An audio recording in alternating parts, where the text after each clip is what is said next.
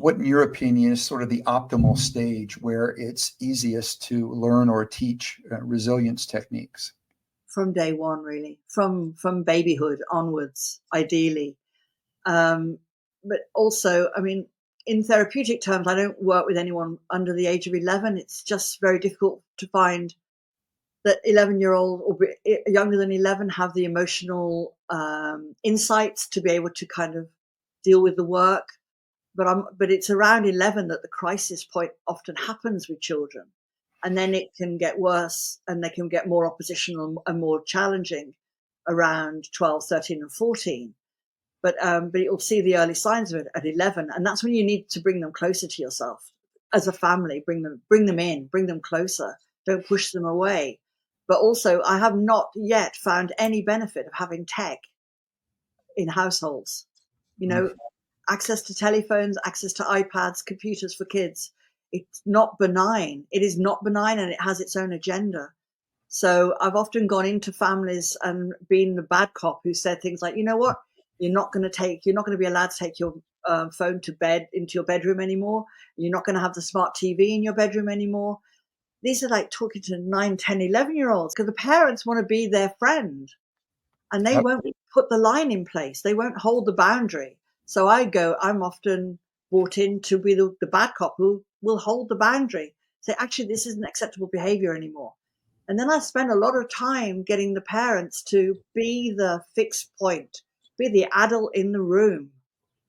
Like, they're not your friends. These are your children.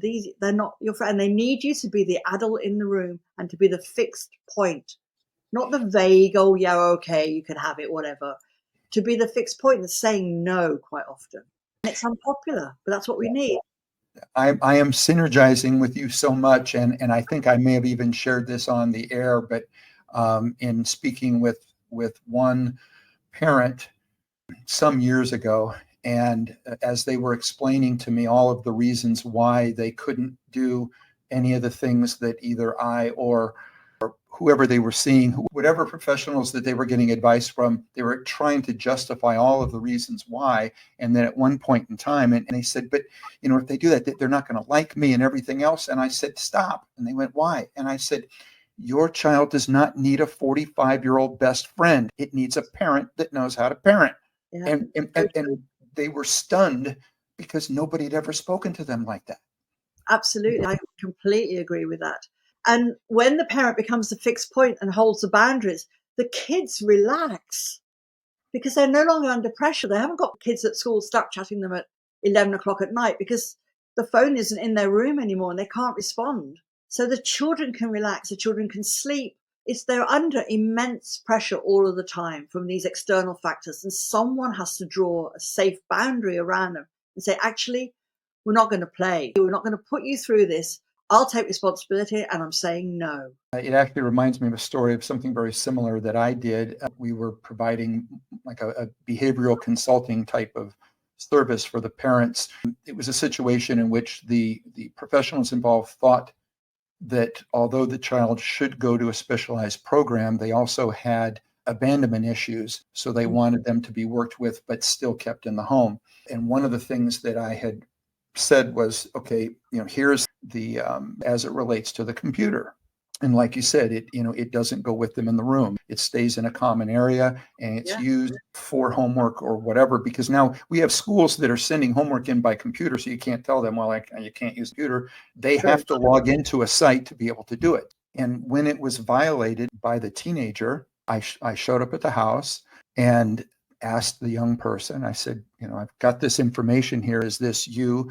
I said, well, yeah, but it's okay or whatever. And so I just unplugged it, picked it up, took it in my car, and the child was stunned. And it was a divorced family. So the mother was trying to stop me.